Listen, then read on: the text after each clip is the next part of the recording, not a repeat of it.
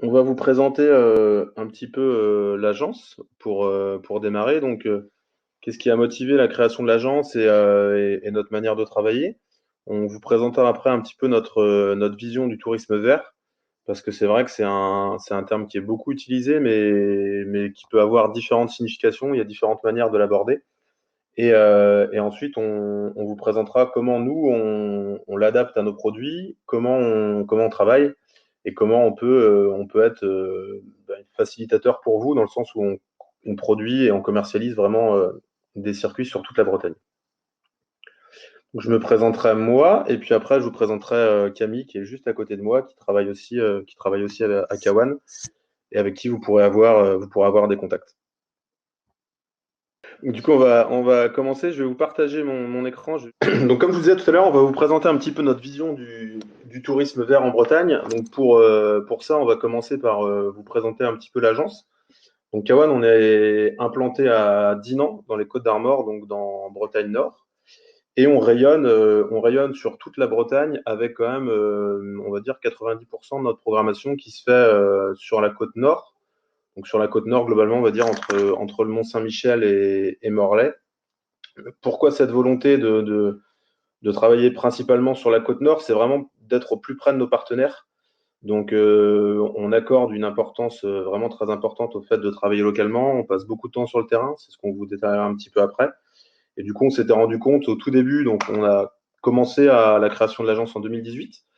On voulait déjà travailler uniquement sur la Bretagne, mais on s'est rendu compte que la Bretagne, c'était presque déjà trop grand. C'est-à-dire qu'en fait, si on veut vraiment être au fait de toutes les nouveautés, de bien maîtriser un territoire, même à l'échelle d'une région, de la manière dont laquelle on travaille, c'est déjà trop grand. Donc on a vraiment recentré quasiment l'intégralité de la production sur la côte nord et sur les terres. Donc, euh, donc voilà pourquoi on fonctionne comme cela. Ensuite, pourquoi Kawan? Pourquoi le nom Kawan? En fait, Kawan en breton, ça veut dire une chouette. Donc d'où le logo. Et l'idée, c'était la chouette, c'est un animal qui est sacré dans la culture celte. Donc ça nous permettait de faire un petit lien avec l'histoire de la Bretagne. Et c'est aussi un animal qui voit ce que beaucoup d'animaux ne peuvent pas voir, et donc ce qui permettait aussi de faire un petit lien sur le hors sentier battu, et puis sur les valeurs de développement durable qui nous gouvernent au quotidien, je dirais. Donc, on va se présenter un petit peu. Donc, moi, je suis Damien, je suis le gérant de l'agence. Donc, le projet de Kawan, il est né en 2018. Il est né en fait d'une idée simple. Moi, je travaillais chez Terre d'Aventure depuis 8 ans. J'étais conseiller commercial à l'agence. Donc, je vendais un petit peu toute la France et le monde entier. J'étais responsable de la zone Europe du Nord. Donc, j'avais en charge une équipe d'une douzaine de vendeurs. Et j'étais chargé du coup de faire le lien entre la production et la vente sur vraiment tous les pays nordiques. Donc, c'était un poste que j'aimais bien. J'aimais bien les produits qu'on travaillait. Maintenant, en fait, j'avais un peu de mal sur la fin de mon expérience à trouver du sens dans ce que je faisais. Je me disais que j'avais autour de moi un petit paradis qui était sous-exploité. Et je trouvais ça dommage de pas travailler plutôt sur la région. Donc, du coup, c'est un peu de là qu'est venue l'idée de la création de l'agence. C'est une agence que j'ai créée avec mon collègue Martin, qui travaillait aussi chez Terre d'Aventure et qui partageait voilà, le souhait aussi de développer la région. Et on avait aussi en commun vraiment une passion pour le voyage doux, pour le slow tourisme, donc c'est-à-dire pour le voyage à pied et à vélo en très grande majorité, qu'on a pu expérimenter en étant conseiller chez Terre d'Aventure un petit peu partout.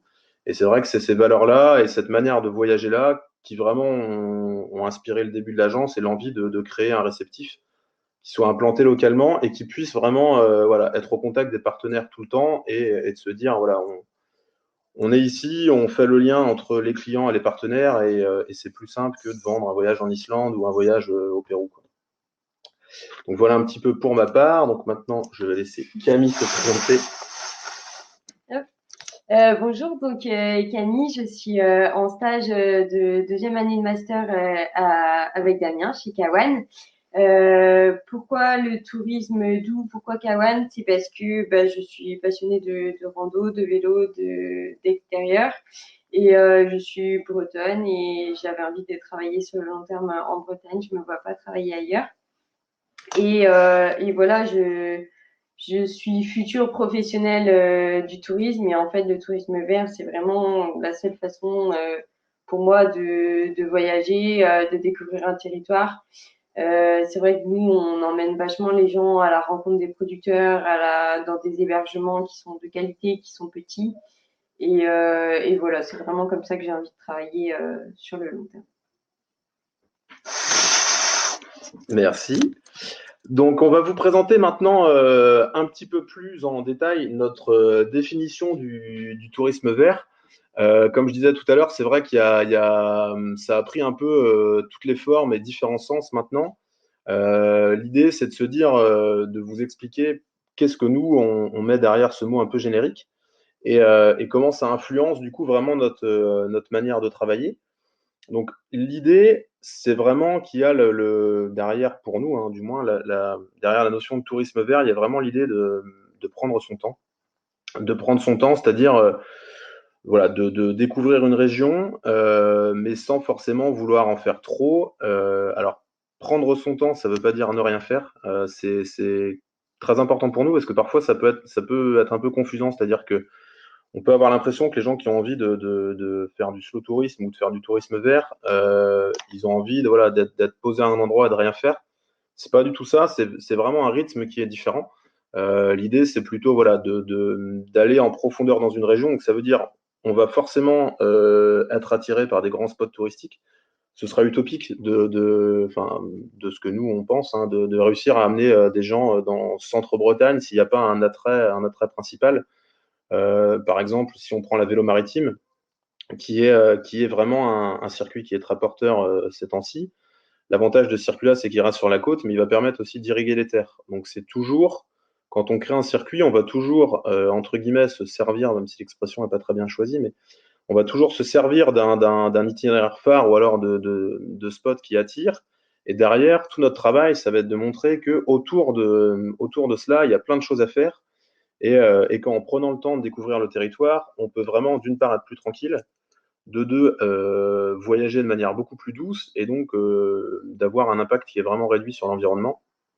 C'est, on l'a mis en un, c'est l'ADN de l'agence et sa raison d'être, et pas seulement un surf sur la tendance post-Covid. Alors, il ne faut pas que ce soit mal interprété, on trouve ça très bien hein, que tout le monde veut faire du tourisme vert dorénavant. Nous, c'est vrai que à notre petite échelle, on pense quand même pouvoir dire qu'on est assez expert dans ce type de voyage. Moi, ça fait une douzaine d'années que je commercialise et que je conçois des voyages comme ça, entre mon expérience à Terre d'Ave et mon expérience chez Kawan maintenant. Donc, c'est vrai que ça peut paraître relativement simple, en fait, de monter un voyage à pied ou monter un voyage en vélo ou de se dire, voilà, les gens, ils ont envie d'être tranquilles. C'est beaucoup plus compliqué que ça. Et c'est vrai que pour nous, l'avantage qu'on a eu avec, enfin, si vraiment on peut parler d'avantage, mais c'est vrai que le Covid a sûrement mis un coup de projecteur sur cette manière de voyager.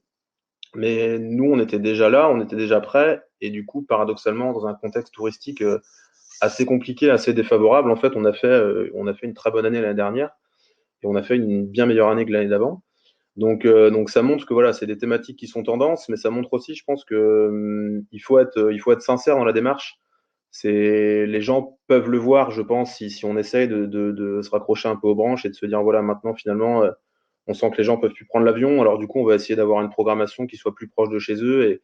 Mais je pense que c'est important de s'appuyer sur des agences qui savent le faire, alors sans paraître trop prétentieux, mais voilà, on a une expertise dans la conception de ces produits-là qui fait que on sait qu'on sait répondre vraiment aux attentes des gens. Et au-delà de ça, tout ce qui va aller autour du slow tourisme pour nous, c'est vraiment le fait d'adopter des moyens de déplacement doux. Alors ça se fait très majoritairement par la randonnée et par le vélo, qui sont vraiment les deux moyens les plus simples pour découvrir un territoire en profondeur. Et du coup, au-delà de ça, ce qu'on va chercher sur l'intégralité de nos voyages, on le détaillera un petit peu après, c'est vraiment de limiter notre impact sur l'environnement, c'est-à-dire d'avoir une empreinte carbone qui soit la plus faible possible. Et pour ça, les moyens de déplacement doux, en fait, c'est un des piliers, mais c'est pas le seul. Il y a plein de choses qu'on va mettre en place autour du voyage également. Et en fait, surtout à commencer par l'accessibilité, c'est-à-dire que si on veut éviter aux gens de venir avec leur véhicule, si on veut les amener en fait à avoir un voyage qui soit le plus neutre possible, eh ben, c'est quand même très important de proposer une accessibilité dans une gare. Et c'est vrai que l'intégralité de nos produits et toujours avec un point de départ en gare TGV ou en gare TER, mais dans la très grande majorité des cas en gare TER. TGV, pardon.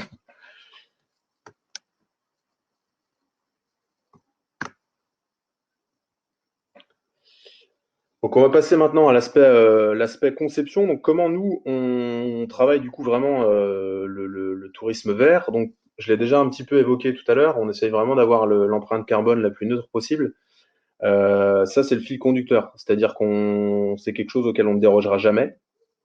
Donc on part du principe que voilà, on a un environnement qui est fragile, il faut le préserver. Il est grand temps de faire attention. Et l'idée, c'est vraiment d'associer nos clients à cette démarche. Alors, on n'est pas sectaire non plus. Enfin voilà, on n'est pas des écolos sectaires comme dirait Valeur Actuelle, pardon. Mais l'idée, c'est vraiment juste de montrer, d'ouvrir un petit peu entre guillemets à notre petite échelle les yeux aux gens et leur montrer que voilà, on peut très bien voyager, faire un très beau voyage sans forcément avoir pris sa voiture, sans forcément avoir fait des gros transferts routiers, sans être 50 dans un bus. Donc ça, c'est vraiment c'est les critères de base. Après, on s'astreint à pas mal de choses autour de cela, c'est-à-dire l'interdiction des activités polluantes. On ne proposera jamais de voyage avec du jet ski, jamais de voyage avec du quad. C'est un parti pris, c'est absolument pas une critique pour les gens qui font ce genre de choses, mais voilà, nous, c'est pas la manière dont on souhaite commercialiser nos produits. Et on a mis aussi en place une compensation carbone, c'est-à-dire qu'en fait, même si on essaie vraiment d'inciter les gens à ne pas prendre leur véhicule, c'est impossible de faire un voyage qui soit totalement neutre, ne serait-ce que si on fait un voyage itinérant à vélo ou à pied. Donc, même si les clients en tant que tels, eux, ne vont pas polluer, très souvent, on prend en charge le transfert des bagages. Et du coup, à partir du moment où on fait du transfert de bagages d'un point A à un point B, même si ce n'est pas les clients qui en soi sont émetteurs de carbone, ça va être du coup le taxi ou le transfériste qui va se charger de ça. Et donc, du coup, en fait, toutes les émissions carbone de tous nos clients sur tous nos circuits sont compensées. Donc, sont compensées de manière très simple. En fait, on s'associe avec des acteurs de la reforestation, donc comme Reforest Action. Et en fait, à la fin de chaque saison, on fait un bilan carbone, c'est-à-dire qu'on prend voilà, tous les transferts qui ont été effectués par les clients et du coup, on calcule le nombre de CO2 qui a été émis, et puis on va venir après le compenser par la plantation d'arbres. Donc voilà, ça c'est quelques-unes des actions qu'on met en place. Bien sûr, il n'y a aucun plastique jetable, enfin aucun produit jetable, il n'y a pas de goodies, il n'y a pas de choses comme ça, enfin tout ce qui peut être amené à être jeté ensuite. Et un autre point important, voire même très important, surtout pour la clientèle groupe, c'est qu'on a fait le choix de limiter les groupes à 12 personnes. C'est-à-dire que c'est ce qui nous paraît le plus simple et la meilleure manière d'appréhender un site. Maintenant, c'est des choses qui peuvent éventuellement bouger si c'est une clientèle qui se connaît ou si c'est des groupes déjà constitués. C'est-à-dire que là, voilà, on peut parfois aller un petit peu au-delà. Mais c'est vrai que dans la très très grande majorité des cas, on prend que des groupes de 12 maximum, ou alors on fait deux groupes dans le groupe. C'est-à-dire que on a fait par exemple à partir un groupe sur une semaine de voyage itinérant, ils étaient 24 et en fait on a fait deux groupes. Donc avec deux guides pour pas casser la dynamique et puis avec des horaires un petit peu décalés de visite pour faire en sorte que voilà, chaque groupe finalement était autonome. Donc ça c'est voilà, un petit point sur notre manière de valoriser on va dire le développement durable. Ensuite, on voulait insister auprès de vous sur le travail de reconnaissance. C'est pour une agence réceptive, c'est le nerf de la guerre. C'est-à-dire que si vous allez avoir envie de faire appel à nous, c'est parce qu'on est des experts de notre destination. Et c'est vrai qu'on l'a bien compris. Bon, c'est aussi la partie la plus cool du job, hein. Donc c'est d'aller sur le terrain, c'est de rencontrer les hébergements, les producteurs. Mais c'est vrai qu'on y met un soin particulier. On peut se permettre de dire que 100% de nos produits ont tous été testés par notre équipe. Donc tous les produits et tous les produits dans son intégralité, donc c'est-à-dire que tous les circuits à vélo, tous les circuits à pied, on est passé partout. On vérifie aussi l'hiver la mise à jour de nos documents de voyage, puisque c'est aussi important du coup d'avoir des documents qui sont à jour. Et on va vraiment essayer de leur permettre justement de découvrir le territoire en profondeur. Si je garde l'exemple de la vélo maritime, c'est un itinéraire qui est relativement bien tracé, qui est relativement bien fléché. On peut avoir les tracés GPX, on peut avoir pas mal de choses. Mais nous, on estime que notre travail, ça va être de montrer un petit peu à tout le monde ce qu'on peut faire en dehors en fait, de cet itinéraire. Et du coup, on a plein de propositions le long du parcours sur des petits producteurs locaux qui peuvent aller voir, qui leur font déguster leurs produits, pardon, sur des parties patrimoniales qui ne sont pas forcément mises en valeur, mais qui ont énormément d'intérêt. Donc voilà, vraiment notre travail de terrain, il est primordial. Et ce travail-là, ça nous permet vraiment d'être hyper réactifs. C'est-à-dire si vous avez des demandes particulières de clients, on est en mesure sous 24 à 48 heures de faire n'importe quel circuit sur mesure à partir du moment où on va vous dire dès le début qu'on peut le faire. C'est-à-dire qu'on est assez franc, soit on sent qu'on est capable de vous proposer quelque chose, on y va et en 48 heures on s'engage à vous envoyer un devis et une proposition. Soit on sent que c'est quelque chose qu'on ne peut pas faire et dans ces cas-là on vous le dira directement, mais je pense que voilà, personne n'a de temps à perdre et c'est plus simple du coup de savoir directement ce qu'il est possible de faire ou non. J'insiste vraiment sur cette partie reconnaissance parce que ça justifie aussi notre choix de travailler sur une zone relativement restreinte mais de manière assez franche. Enfin, on estime qu'on peut pas être spécialiste de tout. Et il y a des agences réceptives qui travaillent sur énormément de régions, des agences réceptives qui travaillent sur toute la France, sur des choses comme ça. Et c'est vrai que nous, c'est pas notre manière de travailler. On préfère faire moins de produits, enfin sur une zone en tout cas plus restreinte, mais la maîtriser parfaitement de A à Z. Donc c'est ce qu'on fait au quotidien. Et ensuite, nos clientèles, on travaille en fait, on travaille tout type de clientèle, c'est-à-dire la clientèle groupe, la clientèle individuelle, la clientèle sur mesure et la clientèle séminaire. Moi, j'ai toujours été habitué comme ça. Enfin voilà, j'ai toujours travaillé sur les différents types de clientèle. Notre particularité sur la clientèle groupe, j'ai déjà évoqué tout à l'heure, c'est la limitation du nombre de personnes. Ça peut paraître un frein, notamment si vous avez l'habitude de travailler sur des groupes qui sont plus conséquents. Euh, Par contre, il faut bien se dire que les gens qui ont goûté à ce type de voyage, c'est-à-dire d'être que 12 avec un guide, d'être vraiment dans un petit groupe, d'avoir une belle cohésion de groupe qui se crée, d'avoir des temps de partager, etc.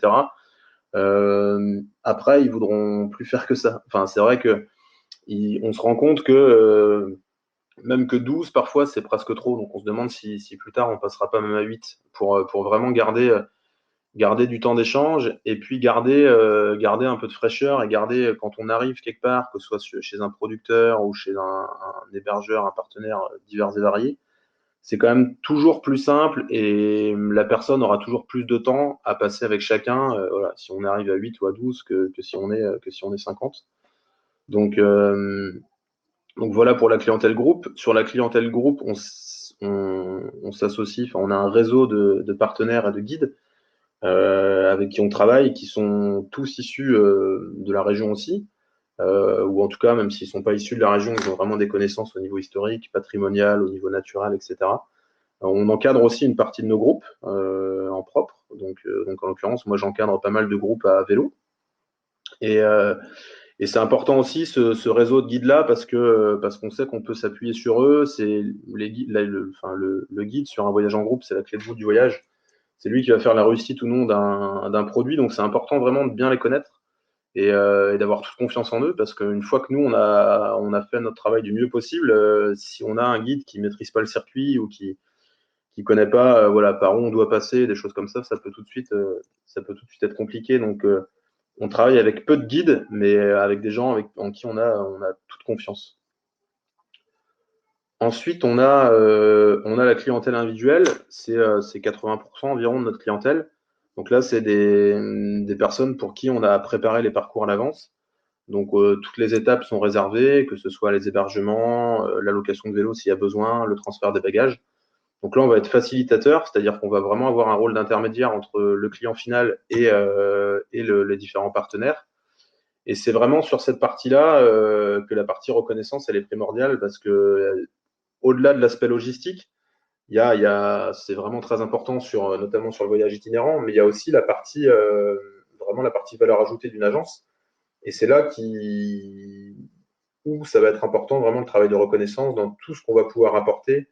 Dans les documents de voyage, on a des documents de voyage qui sont assez fournis. On pourra vous en faire passer des exemplaires si vous voulez pour montrer un petit peu voilà, qu'est-ce que c'est un roadbook chez Kawan.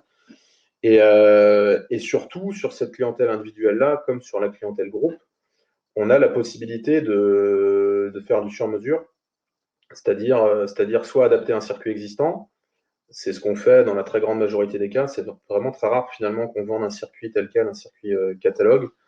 Donc on peut en fait tout adapter, après tout n'est pas adaptable, mais dans l'idée, si on sent encore une fois que le projet est réalisable, avec le réseau de guides, de partenaires, d'hébergeurs qu'on a, on est en mesure de répondre à peu près à tout type de demande vraiment sur notre territoire, donc sur le nord de la Bretagne plutôt.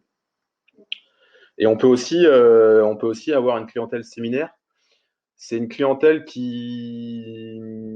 sur laquelle on n'avait pas forcément misé au départ de l'agence, très clairement. Mais en fait, on se rend compte que les grands séminaires où on part à l'étranger pour quelques jours avec un bilan carbone qui est catastrophique, c'est plus trop dans l'air du temps. Et donc, du coup, maintenant, les entreprises font plutôt des séminaires sur des formats petits groupes. Donc, voilà, quand on partait à l'image d'une entreprise entière, on était 150. Maintenant, on va peut-être plutôt partir à l'échelle d'un service. Donc, on va être 10 ou 12. Et il va avoir vraiment une quête de sens. C'est-à-dire que, voilà, on a le côté ludique qui est plus présent sur l'activité séminaire que sur le reste sur le reste de notre programmation. Mais c'est vrai qu'on va vraiment avoir cette quête de sens dans la mobilité douce, dans le fait de quand même d'apprendre quelque chose, de comprendre des choses. Et c'est une clientèle qui se développe énormément. Et on a un avantage en fait pour cette clientèle-là, c'est qu'on dispose de notre propre flotte de vélos, notre propre flotte de kayak, notre propre flotte de paddle, et on a aussi la possibilité de faire la location de bateaux électriques. Donc en fait, avec tous ces moyens de déplacement d'où là, on est assez flexible et le fait que ce soit notre propre flotte, c'est vrai que ça nous permet de sortir des produits séminaires pardon, à des tarifs assez intéressants et vraiment d'axer sur les mobilités douces et puis sur le fait de prendre son temps pendant son séminaire et pas forcément d'aller très loin. On a proposé de l'activité séminariale, là, par exemple, en fin de saison dernière pour des entreprises de Rennes. Rennes, c'est 40 minutes de Dinan.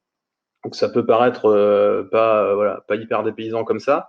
Et franchement, les retours étaient excellents parce qu'en fait, on a pris le temps de leur faire découvrir voilà, le patrimoine de la Rance. On a fait un peu de vélo, donc c'était ludique.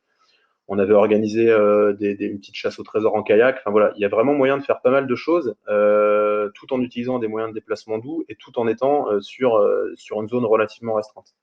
Donc voilà, pour brasser un petit peu tous les différents types de clientèle, je vais juste faire un petit point sur le timing. Oui, ça va, il reste 35 minutes. Oh.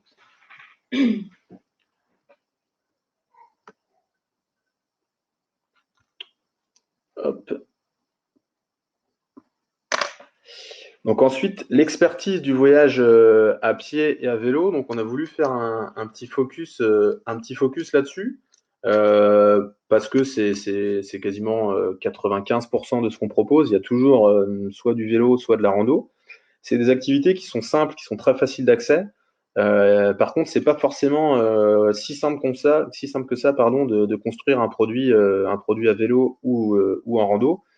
Déjà, il faut être pratiquant. Alors, ça paraît, euh, ça paraît assez simple comme ça et ça paraît évident, pardon.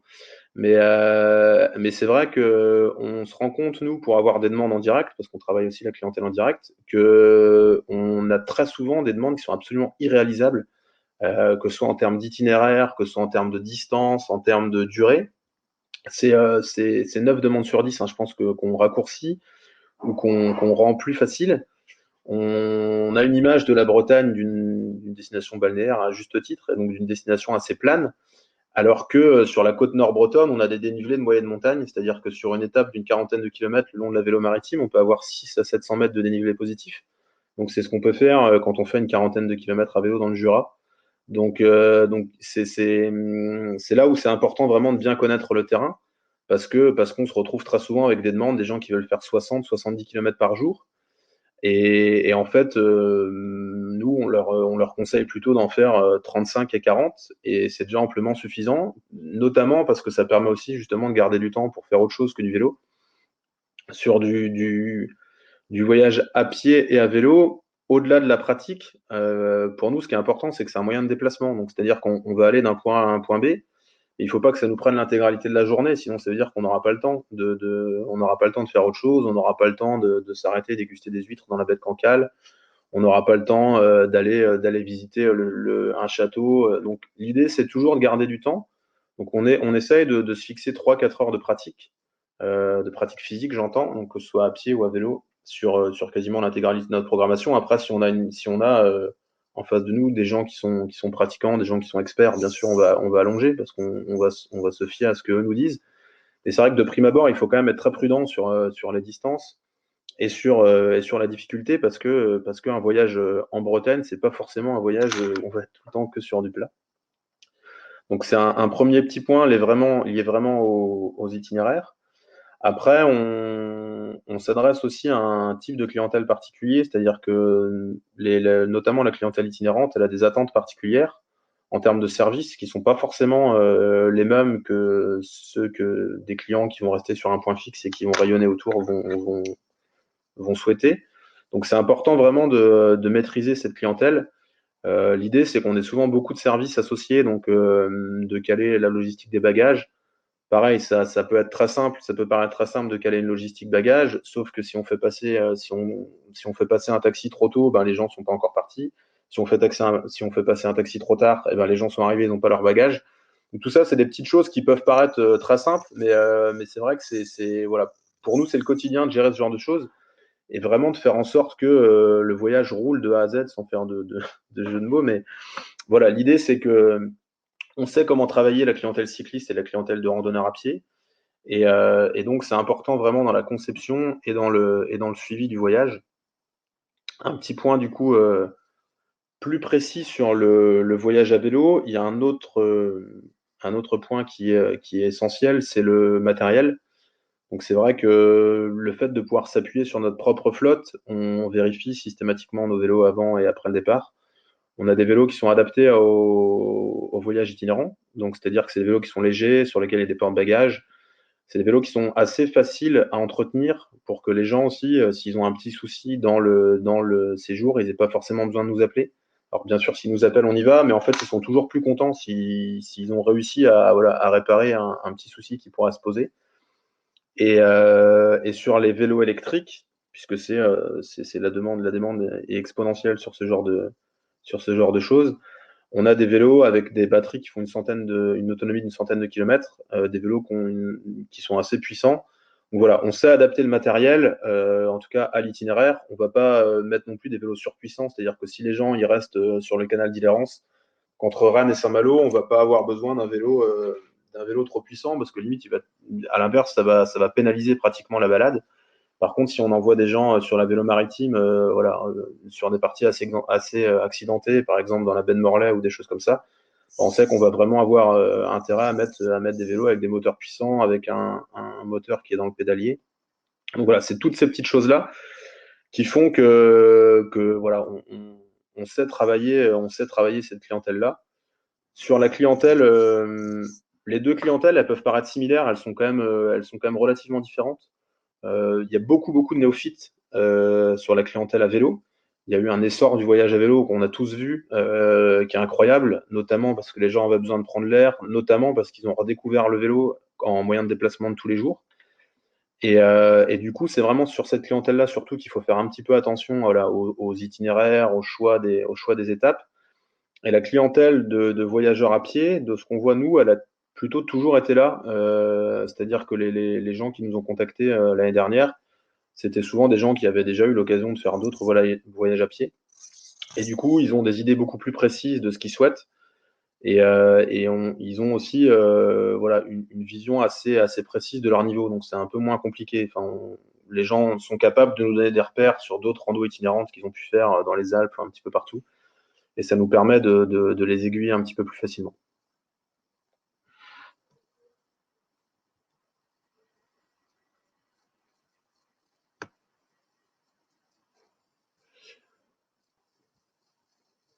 Donc, on va vous présenter un petit peu maintenant quelques-uns de nos produits phares. Donc, vous pouvez tout retrouver sur notre site, hein. Tous les circuits sont présents sur le site internet de l'agence. L'idée, c'était là de vous montrer un petit peu ce qui fonctionne et comment on peut, autour de certains sites qui sont mondialement connus, réussir à proposer des circuits qui soient assez originaux.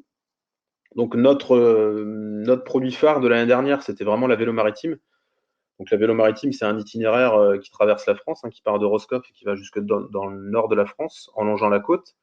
C'est un itinéraire qui a bénéficié d'une communication assez importante.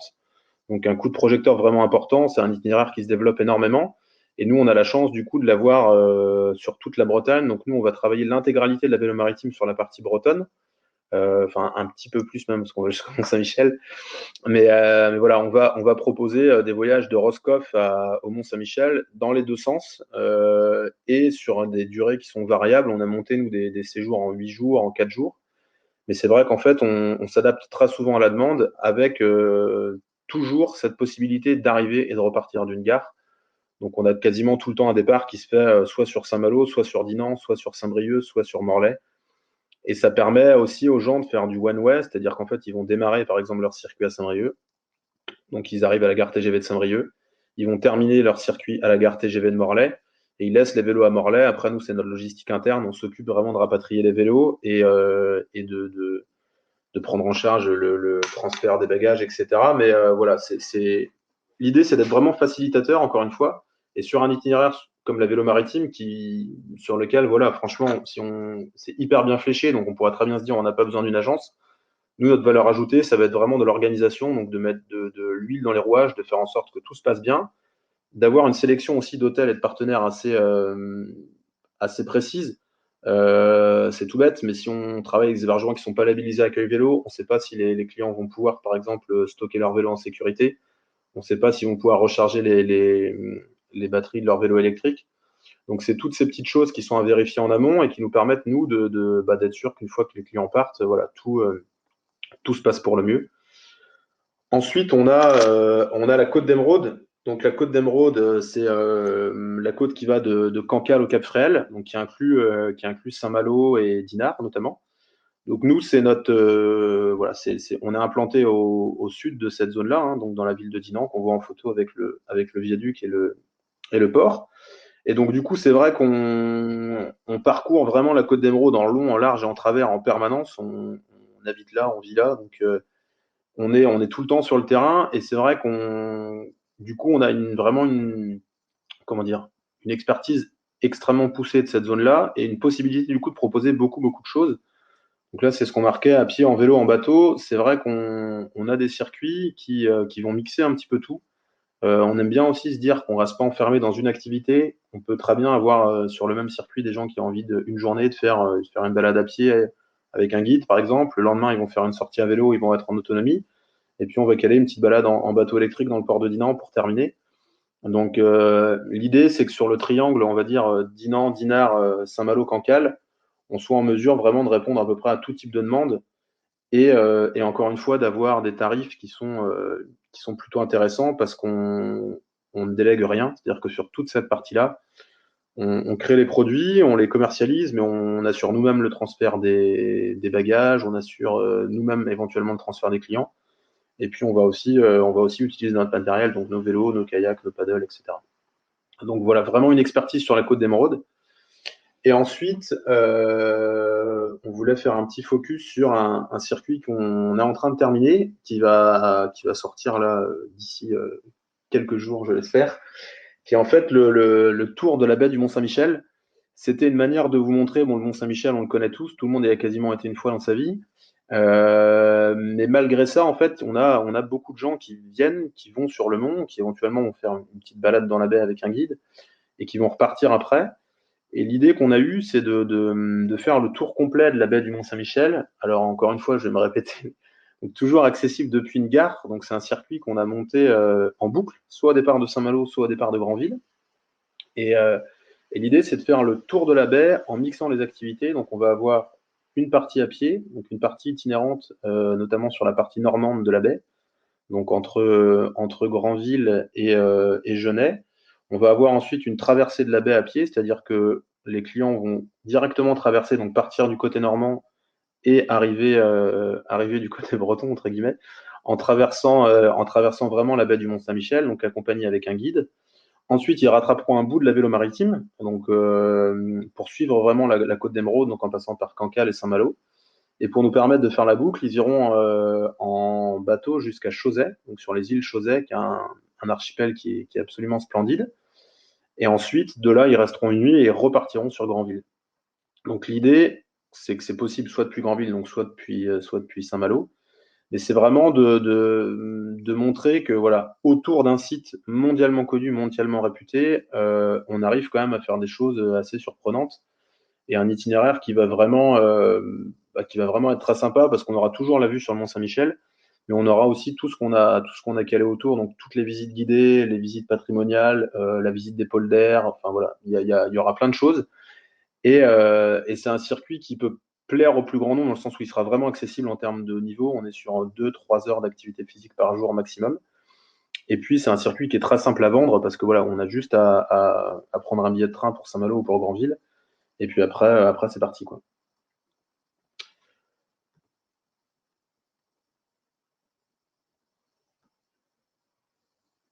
Donc, je refais un petit point sur l'heure. Oh, très large. Donc là, on vous a remis un petit peu nos coordonnées de contact. Donc, l'adresse du site internet. On vous a remis aussi l'adresse postale de l'agence et puis notre numéro de téléphone. On est aussi présent sur Facebook et sur Instagram. Et puis là, c'était la photo d'un groupe qu'on a accompagné cet été, du coup, parce qu'on fait des voyages à vélo accompagnés. On n'en fait pas partir beaucoup, mais on en fait partir quelques-uns, où l'idée, c'est de garder exactement la même logistique que sur un voyage en rando, mais à vélo. Et donc, ce circuit-là, on le commercialise depuis 2 ans, il fonctionne plutôt bien, et on part en fait de Rennes, et on va jusqu'au Mont-Saint-Michel à vélo. En fait, on fait une partie du canal d'Île-Errance, donc ce qui permet d'avoir une partie un petit peu plus patrimoniale avec la ville de Rennes et la ville de Dinan. Après, on a vraiment une partie côtière, donc entre Saint-Malo et Cancale, et puis après, on a toute la découverte de la baie du Mont-Saint-Michel. Donc voilà, c'est un autre exemple de circuit qu'on est capable de proposer. Je suis arrivé au bout de la présentation. Je ne sais pas si vous avez quelques questions. Alors, je vais aller regarder dans le chat si vous avez.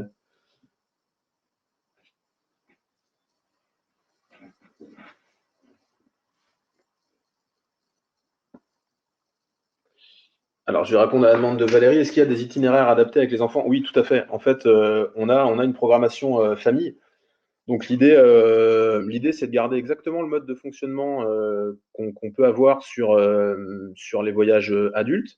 Mais forcément, on raccourcit les étapes, on va adapter le matériel aussi. Donc on a notamment sur la partie vélo, on a tout ce qu'il faut pour les enfants. On a des remorques pour transporter les plus jeunes. On a des vélos enfants, on a des systèmes de follow me aussi qui permettent notamment pour des enfants entre 6 et 8 ans qui démarrent le vélo, d'alterner entre des phases où ils vont pédaler et puis d'alterner entre des phases où c'est papa et maman qui vont le traîner derrière. Mais l'idée, oui, on a aussi vraiment une clientèle famille et on va chercher là sur cette clientèle famille, au-delà là, vraiment de l'activité, c'est à aller chercher des choses un peu ludiques tout autour. Moi, j'ai des jeunes enfants. Si je fais 30 km de vélo par jour avec eux, euh, ils vont pas être très contents. Si j'en fais 15 et que je leur trouve un petit point d'intérêt, une petite ferme à aller visiter ou un petit endroit où ils vont pouvoir goûter le fromage et assister à la traite, ils vont être hyper fans. Donc l'idée, c'est ça, c'est vraiment de rajouter un petit peu de ludique dans la découverte. Et puis, sur aussi ces produits-là, on laisse un peu plus de liberté, c'est-à-dire que parfois on peut proposer des packages d'activités. Donc, c'est-à-dire que on va nous avoir un circuit et on va dire, bah voilà, on peut inclure une sortie en vélo, une sortie en kayak, une sortie en paddle, par exemple, et libre après à chacun libre à chacun de choisir parmi ce panel d'activités. Mais en tout cas, oui, on peut proposer, et même pour les agences, si vous avez besoin d'un produit famille type, on peut vraiment le proposer sans problème.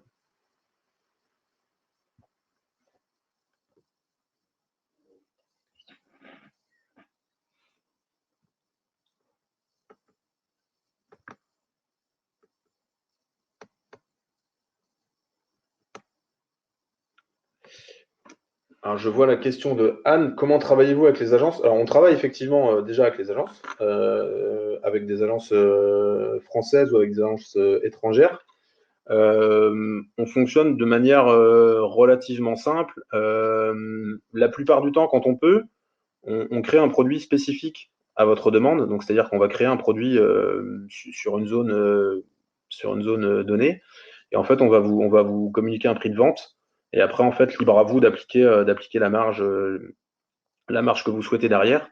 Et si jamais on commercialise un produit en co-remplissage, ou ça peut être le cas par exemple sur nos circuits accompagnés, et ben, c'est un système de commission tout simplement. C'est-à-dire que voilà, s'il y a un prix qui est affiché sur notre site, l'idée c'est qu'on garde le même prix. Nous, on ne souhaite pas avoir des tarifs qui soient différents dans un même groupe. Ça crée des tensions, ça crée des soucis. En fait, de manière très simple et transparente, voilà, nous on vous dit, bah voilà, ce produit-là, nous on le commercialise à temps sur notre site. On vous verse tant de commissions, après ça c'est à voir, mais on le fait très fréquemment.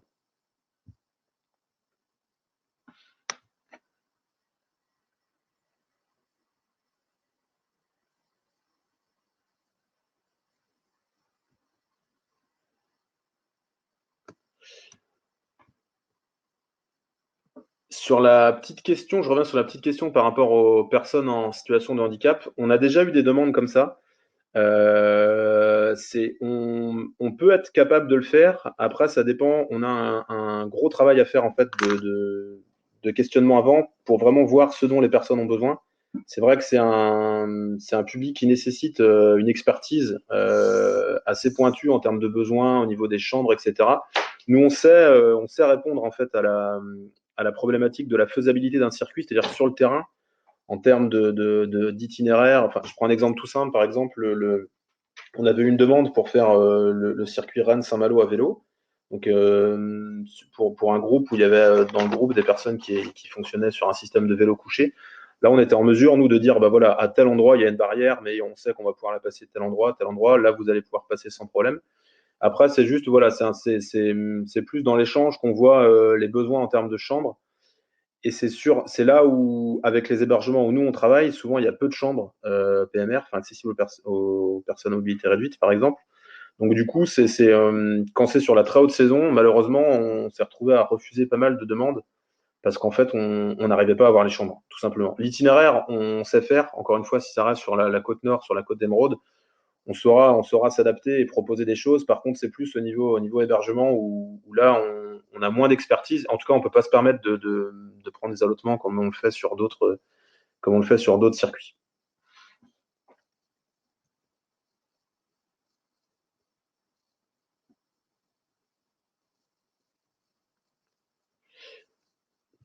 Alors, sur quel type il est nécessaire d'avoir des accompagnateurs diplômés? C'est une très bonne question. Dans le meilleur des cas, sur tous. C'est-à-dire qu'en fait, il faut l'activité, enfin que ce soit de vélo ou de randonnée en Bretagne, elle est pas clairement encadrée. C'est-à-dire que normalement, n'importe quel brevet d'État peut encadrer de la rando et du vélo. L'idée, c'est que nous, on travaille qu'avec des gens qui sont diplômés, donc ont ce fameux BPGEPS. On a la chance en fait d'avoir à Dinard, donc juste à côté de chez nous, le CREPS, du coup, qui forme des gens donc au BPGEPS randonnée notamment. Et le BPGEPS randonnée permet donc d'accompagner à la fois de la rando, mais aussi du vélo, à partir du moment où c'est pas du VTT. Donc en fait, avec ce diplôme-là, ça permet, enfin les guides avec lesquels on travaille peuvent du coup peuvent encadrer les deux activités indifféremment. Mais c'est vrai que ça fait partie de la spécificité de la Bretagne, enfin de la Bretagne ou des circuits en plaine, mais à partir du moment où on est à moins de 600 mètres, je crois de mémoire en termes d'altitude, les encadrements sont pas réellement obligatoires.